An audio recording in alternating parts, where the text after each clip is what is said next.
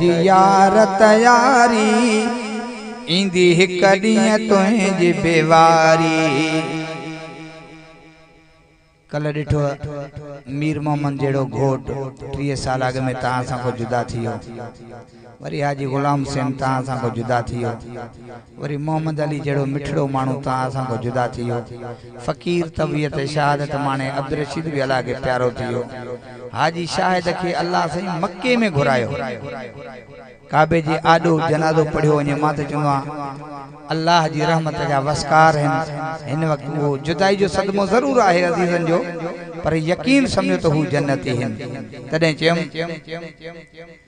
कर मौत जी भाउ तयारी ईंदी हिक ॾींहुं तुंहिंजी बेवारी। कर मौत जी यार तयारी इंदी हिक ॾींहुं तुंहिंजी बेवारी। इंदी हिक ॾींहुं तुंहिंजी बेवारी, इंदी हिक ॾींहुं तुंहिंजी बेवारी। छो आख़िरत तो विसारी इंदी हिक ॾींहुं तुंहिंजी बेवारी। कर मौत जी यार तयारी इंदी हिक ॾींहुं तुंहिंजी बेवारी।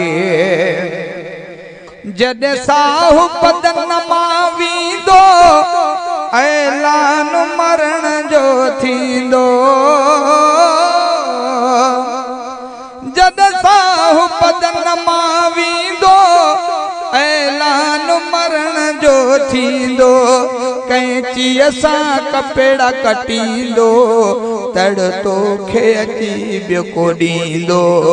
पोइ तुंहिंजो जनाज़ो थींदो मिट माइट जनाज़े में ईंदो। तुंहिंजी क़बर कोई खोटींदो तुंहिंजो लाश उन्ही में लटींदो। अथी क़बर अदा आंधारी इंदी हिक ॾींहुं तुंहिंजी बेवारी। कर मौत जी यार तयारी इंदी हिक ॾींहुं तुंहिंजी बेवारी। इंदी हिक ॾींहुं तुंहिंजी बेवारी, इंदी हिक ॾींहुं तुंहिंजी बेवारी। छो आख़िरत तो विसारी इंदी हिक ॾींहुं तुंहिंजी बेवारी।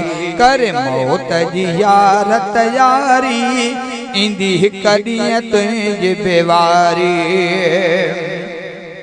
हिक ॾींहुं जहान छॾींदे हितां दिल पर दोस्त लॾींदे। हिक ॾींहुं जहान छॾींदे हितां दिल पर दोस्त लॾींदे। पंहिंजनि खे गमन में गॾींदे घर पको तूं अॻिते अॾींदे। सारी उमिरि उते थई रहणो उहो कमु हिते थई करणो। हिते कंहिंखे न आहे रहणो हितां सभ खे आहे हलणो। ही मौत न आहे महणो ॿुध खान हुजे तुणे हारी इंदी हिक ॾींहुं तुंहिंजी बेवारी।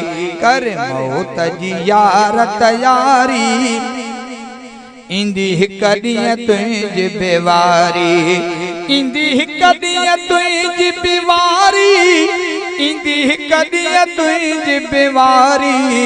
छो आख़िरत तो विसारी इंदी हिक ॾींहुं तुंहिंजी बेवारी।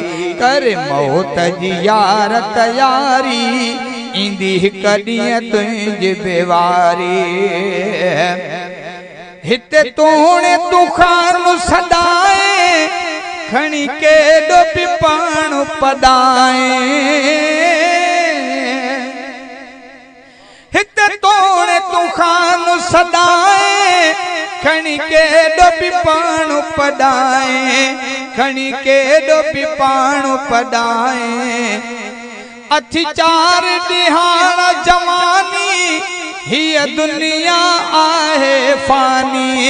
आहे थोरी ही जिंदगानी कुछ सोच जरा कर जानी।